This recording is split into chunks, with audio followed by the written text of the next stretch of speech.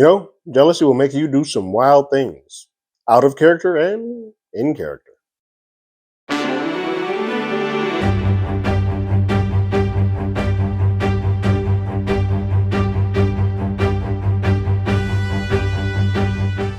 Hello, everyone. Terrence here with Hollywood Already Did It. If you haven't already, go ahead, like, share, subscribe to the channel, leave a comment, ring that bell below. Anytime we have something, you will be among the first to know. Seventh episode of Shogun is here. It's called The Stick of Time. Before I get started, anybody who's been watching these, if my voice sounds a little bit different, I am fighting some random congestion that came out of nowhere. I don't know what it is. So if my voice doesn't sound like it normally does or normal pitch, that's why.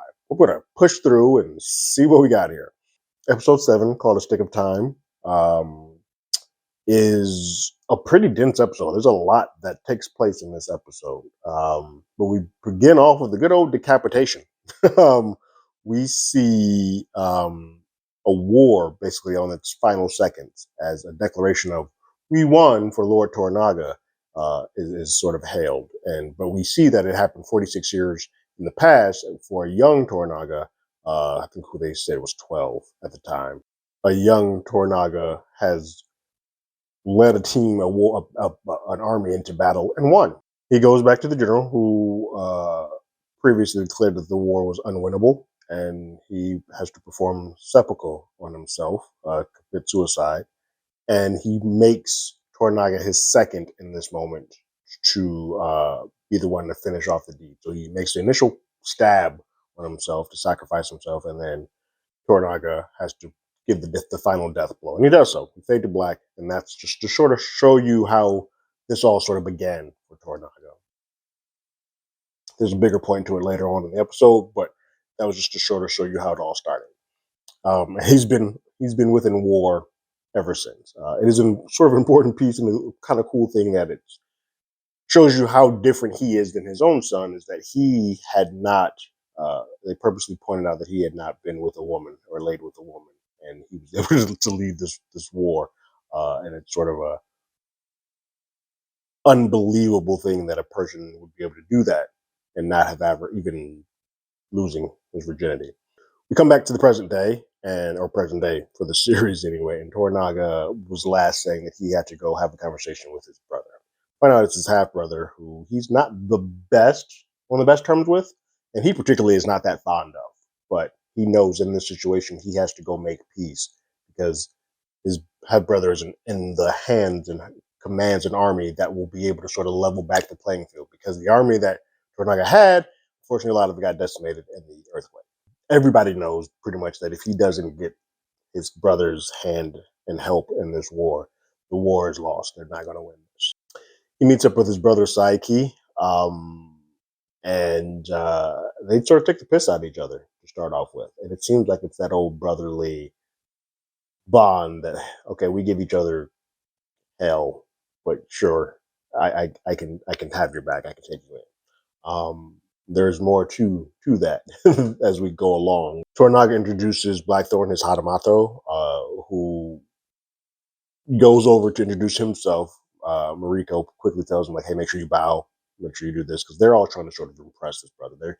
They're being as cordial as they possibly can without ruffling his feathers to show that, hey, we need you, but not seeming overly dependent on it. And then Toranaga says, okay, well, tonight we drink, we party, we have fun. Tomorrow we'll discuss the proposal. Brother's like, all right, cool, let's go ahead and do that. So he takes them back into the village. They're all welcome there to sort of stay there overnight. It's at this point that Toranaga says to Mariko so much as how much he does not like his brother. He's like, I hate this half brother of mine. Like, I hate having to gravel and snivel my way to this, but this is what I got to do. We're not going to win this if we don't get his hand. And it's interesting because this is the first time that I think Toranaga has gone into a thing without really having the upper hand or having a plan in place. He doesn't seem to know the next move. When he's had up to this point in the series has been always sort of a step ahead. He's been playing chess and trying to outmaneuver. This time feels like because he doesn't have the upper hand, the earthquake, the world has sort of put him in this place where he now doesn't have the upper hand, and it makes him a bit uncomfortable. Blackthorn shows up to where Mariko and Toranaga are talking. Per Toranaga's request, basically Toranaga's telling him, DM Mariko, that She wants him to be on his best behavior tonight. Take your pistols and put them away. Wear swords. You're my Hatamato. I need you to be in the proper dress, proper garb. We're going all out. Like, we don't want to show any type of disrespect here. We're on our best behavior. It's at that point that Blackthorn pushes to get some knowledge about, hey, I don't really know what my role is going to be in the Crimson Skies. So I get my ship. So like, what are we doing? And Toranaga tells, like, I have not made my decision. And real quick, tell him to stop asking. And it's at that point that Mariko looks at him to be like, leave it alone. I suggest you leave it go. And he tries to push a little bit more. It's fortunately for him in a dialect that Toranaga can't hear. He's saying it in English back and forth with Mariko. But she sort of gives him that look as eventually of a person who, like, I do care about you. Please drop this. Like, I'm asking you, leave this alone, because this man will turn on you quickly. To that point, the Blackthorn steps up and says, all right, cool. Well, I'm here at your beck and call. Whatever you need from me, I will provide for you. And then he goes off. Omi goes to Jin at the lady of the Willow World. And tries to go see his girl, his side whore, or his main whore, Kiku, who's very popular, being betrothed to people left and right. And so it's at that point that Jin tells her she's of the services of uh, Toranaga's brother, Saiki. And so, sorry, I got other people in here if you want them. He's like, no. He's like, and truthfully, your house, the tea party, the tea house has gone down in service and quality since you guys let a barbarian through there. And basically saying, you let my girl sleep with that barbarian, and now all like she's just everything's ruined, everything's a mess. At that point, Jin says, real quick, I can't tell you what all went down in here with the barbarian, but I can tell you that his mind was not on anybody that was in this house. And he sort of just leaves it at that. Fuji is back on the mend. She's back on her feet again. And her grandfather comes to visit her. Mind you, her grandfather is one of the people that was present during the time that Fuji's husband made that stupid mistake at the beginning of the series to speak on Toranaga's behalf, but do it in the presence of the council, which was not his place, which is he wound up having to commit suicide and losing their son as well. And so the grandfather has been bringing those ashes back to her. This is the first time they really got to see each other since that moment. But he did say, I made a promise to bring you these back to you. So here you go. It's at that point that Fuji sort of shows how she is not comfortable. You start sort of seeing all the smaller people and how they feel about this war. They're following the Lord wherever Toranaga, wherever they can. This is the first time you sort of start seeing some of the smaller folks and how they feel about this scenario. And it's in this that Fuji sort of says, I don't feel comfortable. Like, I feel like we're on the wrong side of this. And she's starting to doubt that the death of her husband and the death of her husband and child will be for naught, as they appear to be on the losing side of things. Nagakado, poor, sweet, naive Nagakado. He still speaks of war and battle as if it's the most glorious thing to exist on Earth. Like, the thought of shedding or causing someone to shed blood is something that he just cherishes. It is at that point that a lot of people have to check him and be like, it is very funny of somebody who has never been in a war to be so gung ho about it. He said something to the effect that the first going to battle is better than your first time with a woman. And people are like, the older gentlemen who have seen many wars, like, well, it depends on the woman. Like, you ain't been with the right one if you think this is the equivalent. They then go to the dinner that night with all of Saiki's people, and Toranaga, all getting drunk, talking, telling stories, telling lies, all kinds of stuff. It's at this point that this episode takes a turn. Because it becomes pretty uncomfortable and tight. It seems like it's brotherly at first, and then it realizes that this is a setup that Toranaga has walked himself and the remaining parties of his army into.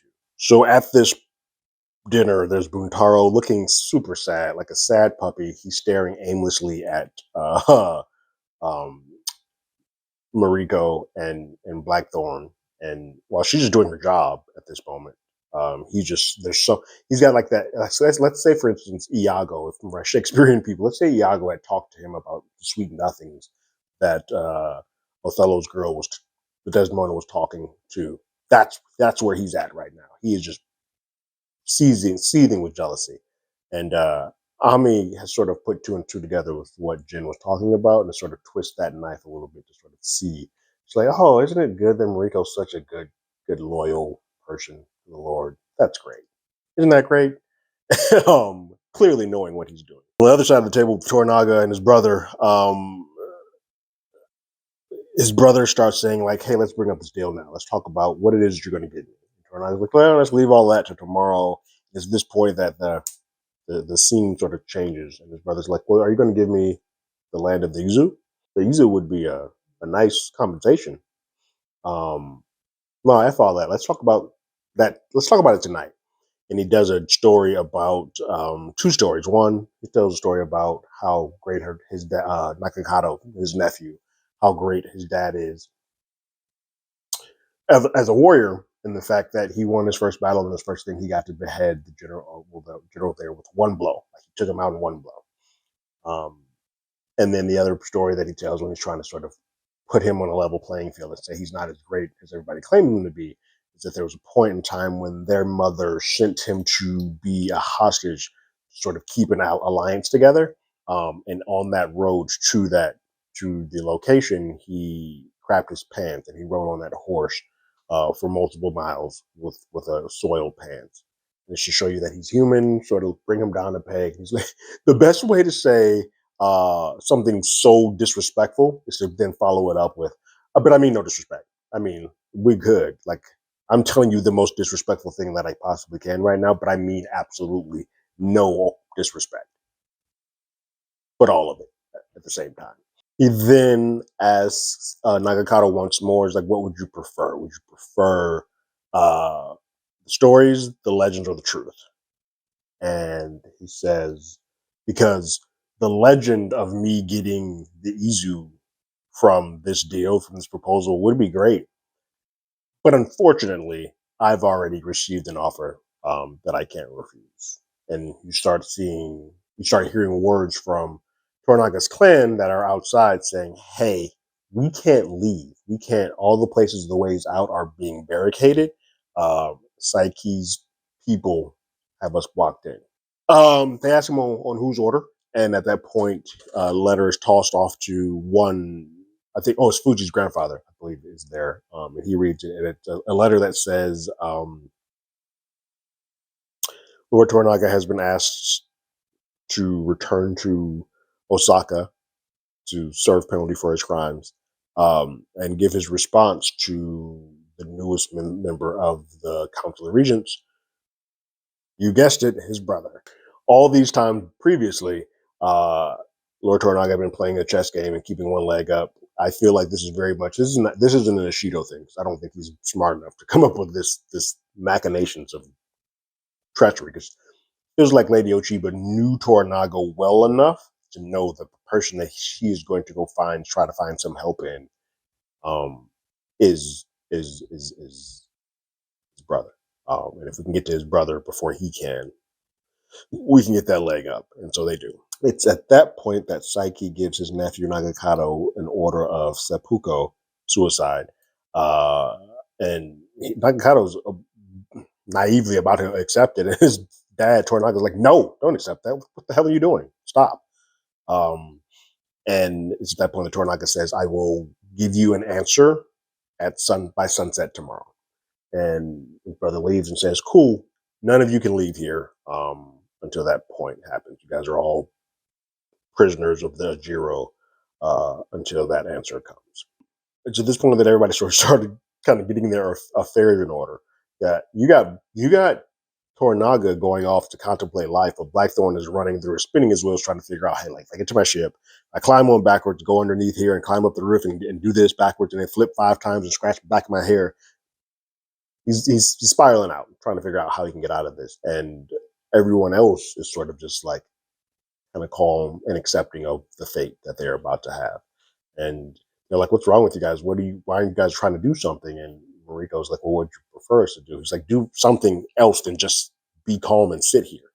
Um, Meanwhile, Tornaga is standing and contemplating and just standing there. Saiki gives Yabu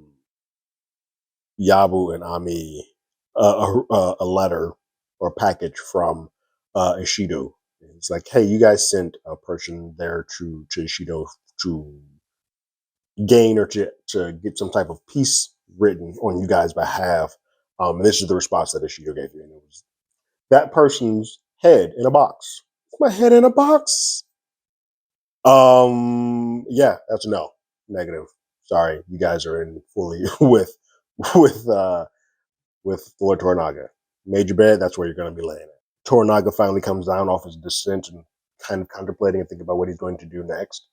And his son's like, let's go to war, like let's bring it on, like I'm ready for battle. And he's like, why is it that people who have never fought in a war are so eager to get into one?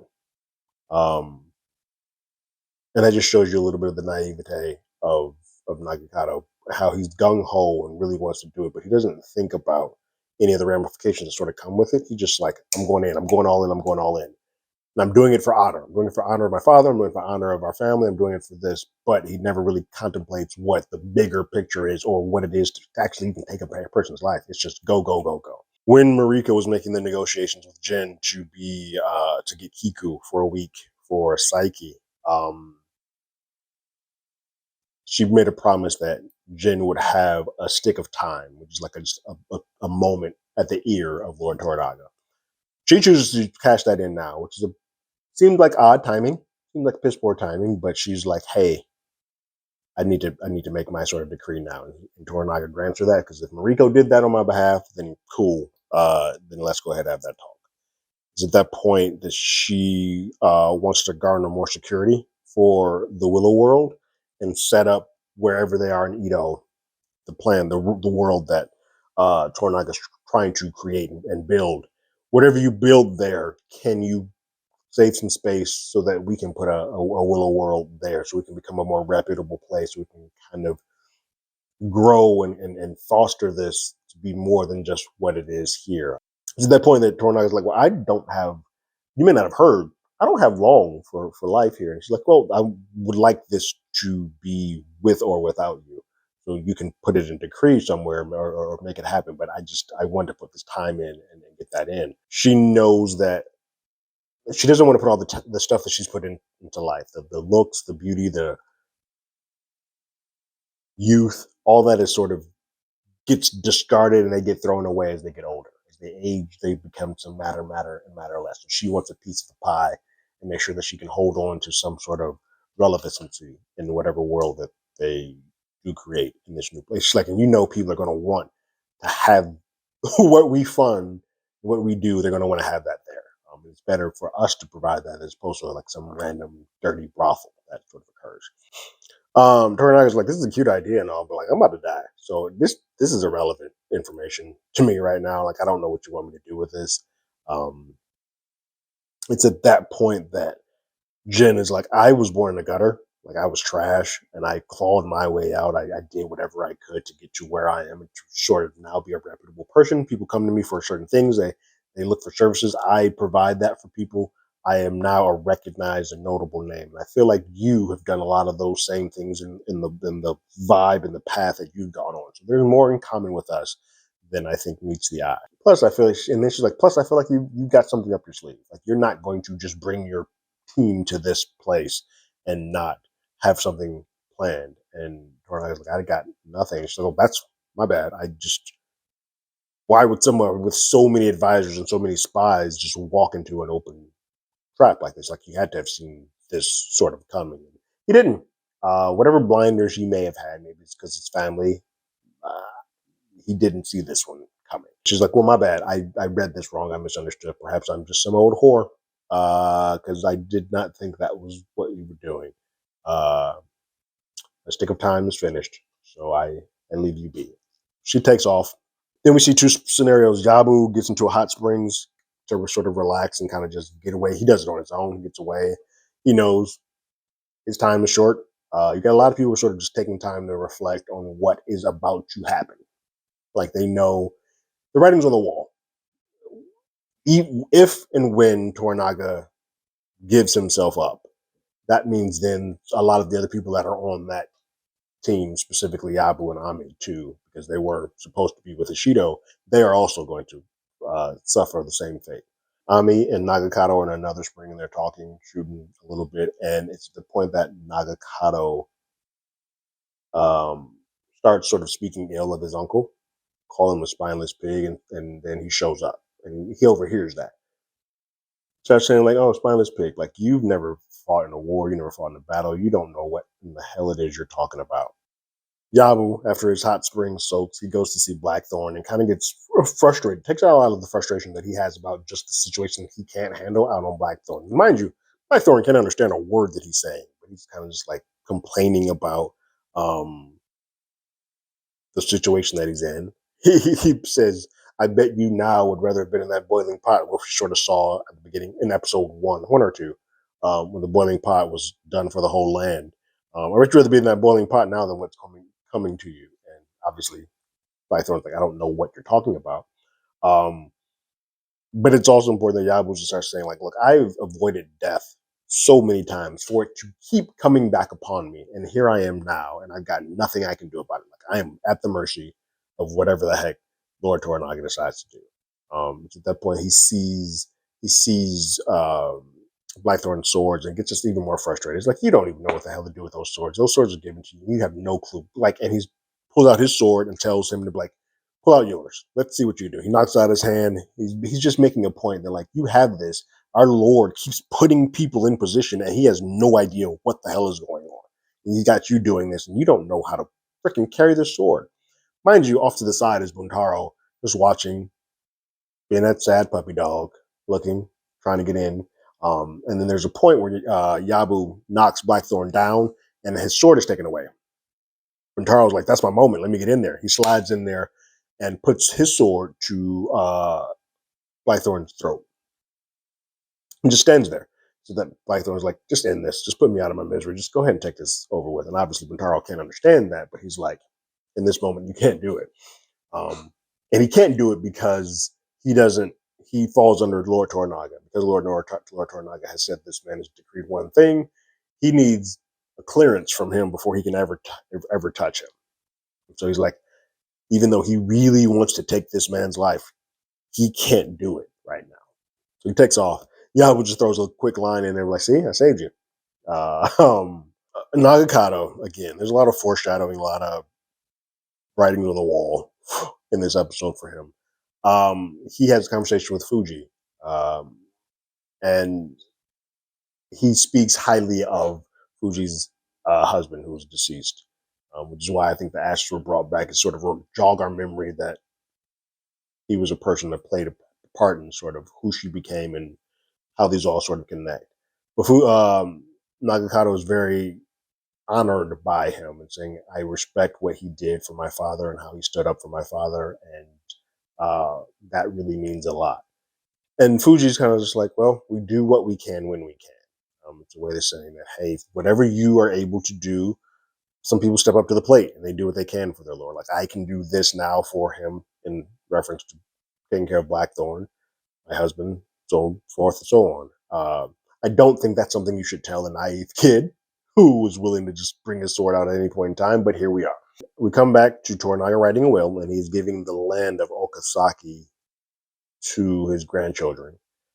Another bit of foreshadowing. The will's sort of useless. You don't have any grandchildren, and you're one heir. Yeah, we'll get there.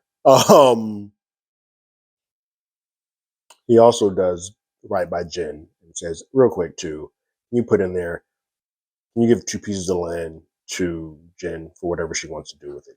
We all know, they all know that it's going to be for the will of the world, but he doesn't want to write that I'm putting into decree that she can put a brothel, a whorehouse there, but let Jin give her land and do whatever she wants to.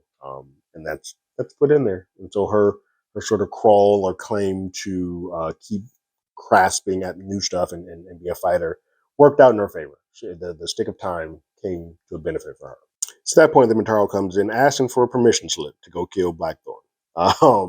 And that name and him doing it sort of gives Toranaga a quick glance. He gives a quick glance to Mariko and is like, well, what is going on?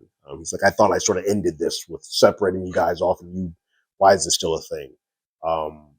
That's what his eyes are saying. And at that point, he asks Rentaro, like, well, why? Why do you want to kill him? He says, well, I think he's aligned himself with you for his own personal interests. And I think he fancies my wife. I'm not a particular fan of the way that he looks at my wife. Tornaga's like, well, okay. So if he looks at your wife one way, that would then assume that your wife is looking at him in one way. So if you want to remove his head, then you also want to remove her head. And he's like, no, I'm saying I want to remove his, not hers. He's very adamant to saying, no, I just want to kill him. I don't want to kill her. And it's at that point that Tornak asks Mariko, like, well, what do you say of this? He's like, well, I will do whatever my husband wants me to do. I think it's said in a way of my life is for my husband's to take. It's at that point that Bintaro was like, I don't accuse my wife. And I don't think he goes down the spiral that he goes down if he didn't think that his wife already did something with Blackthorn. He just wants to take him off of the board and sort of say that he's claiming his claim again. But he is now in sort of this box where he can't do anything because his lord has sort of decreed these folks important, but he can't do what he feels is best for a man. So I feel like he does feel and is aware that his wife has stepped out on him, but he doesn't want to sully that because he's already said in the last episode that he really wants to get the true essence of whatever he's doing, whatever Mariko is giving to him, he wants to get that for himself. And he feels like he can get that if Blackthorn's maybe not on the table. It ain't happened. So Bintaro kind of just like, my bad, ignore what I said. I don't want to kill my wife. And yeah, I'm out. I'll let y'all later. So at that point, the Toranaga checks Mariko again and kind of like, look, what world are you in? Are you in the I am here to revenge my father at any means necessary? Or are you in here to be at the behest of Barbarian? Because I've seen how you guys are and how close you are with him and how sometimes you have his back more than you do mine. What side are you on? And she's like, I'm just done here. Another person who was sort of like, we're losing this. This isn't going the way that we want. Just take me out of this. Here's a knife. Go ahead and kill me. I'm out. And he slaps the knife out of her hand and it's like, I'm not doing this. So there's a lot of people who are kind of waving the flag. Some are going gung ho. Some are saying like, this is it. And some people are spiraling out. Like you have, even though Bintaro's jealousy is a piece of what's going on, it's also the level of like, hey, we about to die. So I don't care if I kill this man or not.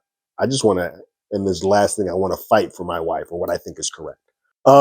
Sunset is here, and the answer must come. And so Toranaga meets with everybody, the army of Psyche, all come and they meet. And he, right before his brother shows up, there's a sort of important piece which tells back to the story, the flashback that we had at the beginning.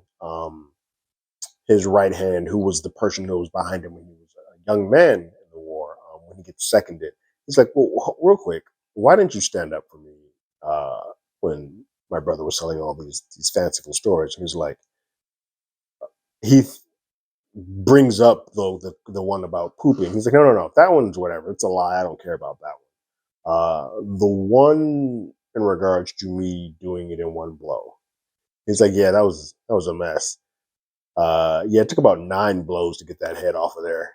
Who? And they laughed about it. They're like, who puts a 12-year-old in charge of as a second to decap? Like, who does that? And they kind of laugh. It's a bit moment of levity, which is, I think, a cool something that always happens whenever trauma or something terrible happens. It's always sort of good to have that release valve, like right before or right after you have a serious situation. And so that was just them kind of like, we've been through some mess together. But that was funny that lie was told because that is not how it wasn't one blow at all. That ain't how that story went whatsoever. And then they sort of regroup. And his brother approaches and he basically tells him like, I will surrender myself over and I will go with you. And, his brother, Toranaga's brother, says, "Okay, cool. We will leave tomorrow, and I will be the watchful eye that brings you back to Osaka." In that, somehow, Toranaga says Crimson Sky was a mistake. Blackthorn sort of stands up, is like, "What the heck? What? What is wrong with all of you? This is the famous lord who just walks us into this trap and then just lets us all die here? Like, what are we doing? Crimson Sky is some BS. Like, this is a mess. Like, how do we get here?" And they're all sort of in awe of like the surrender as well. I mean, look, they all knew that this was going to have to be. You see the army that's behind his brother. You kind of just like, well, there's really no choice, but it's still daunting to hear for the first time. Saiki is pillowing with Kiku. He's cashing in on that deal, and being a little. He wants a little kinky. He wants to get choked a little bit, and in that she's like, "Well, can we turn it up a couple of notches?" Now it's interesting because it was leading me to believe that she was going to try and do something and get the leg up. That's where I thought that was going. Clearly, I was not correct, because while he's getting ready to get the next level, the 50 Shades of Grey version of Kiku, um, Nagakado comes crashing in, kills the guard, and then he starts to try to attack his uncle. And he's getting the upper hand. There's a battle ensuing. Guards are trying to come in to protect him, but he's pretty decent in battle. Still naive, still jumping in head first, not really being thoughtful of his surroundings or what he's officially getting into. But he handles his business. He gets to a point where he has his uncle dead to rights. He's about to put the final death blow into him. But we're at Willow World, which has a spot outside where there's a lot of water, and I think it's raining. I can't remember if it's raining or if it's just wet. No, there's rain coming from downstairs, but it's overly wet. When he's trying to take the final slice of his uncle, he ends up slipping and bashing the back of his head into a rock and busting it wide open and killing himself. His brother Saiki says, "What beauty is there in this?" Because it's not like I didn't kill you, you didn't kill me. There was no order, like there was an order of suicide on the table for you, but this isn't how this is supposed to go. And now Toranaga is going to lose his damn mind. And so any peaceful surrender that was about to happen, yeah, that ain't gonna go down now. Um, and so that's all sort of playing in his hand. And so I think the thought of Crimson Side was off the table, but now I think it's 100% back on. And I think a lot of the things that Toranaga had done before was all tactical and smart and calculated, whereas I think some of that might get thrown out the window with his son being gone. He was trying to will the land to his grandchildren, and now that's off the table. I would imagine that we now are in a world where he is just coming guns blazing, and I am here to see that. Like I want to see an unhinged Toranaga versus the calculating Lady Ochiba. It's going to also be interesting to see what responsibility that Saiki takes in this. Like, I think, yes, he had ordered and put on a plan of suicide for his nephew, but I think there's a bit of honor that comes in the way that they do it and the way that this sort of happened sort of takes all that out. And he did say that he loved his. He's like, I do care about my brother. But this is just for the better deal. I wonder if that deal now is sort of, this isn't how I saw this going. All right, that's off the table. Let's talk about how we really want to do this. And perhaps even in the walk, even if he does continue the walk, perhaps in that walk, something occurs where it clicks back to the two of them where they're like, okay, this isn't how I planned for this to go. How can we attack? And so I think Toranaga, I would not want to be on the wrong side of him. And this includes Blackthorn. I think a lot of that pushing back and forth is trying to say, what am I going to do my ships? What am I going to do my ships? You mess around with Toranaga now, he might tell you to go after yourself and cut your head off. So, yeah, it's going to be interesting to see this next episode. What did you guys think about episode 7 called A Stick in Time? Leave your thoughts and comments in the comments below. If you haven't already, you can follow us on Twitter at HollywoodADI. You can hit us up on email at HollywoodAlready@gmail.com. We also have a podcast with the same name. That's on Google Podcasts, Spotify, Apple Podcasts, any other place podcasts. We're there. And like always, I got my ticket. You got yours.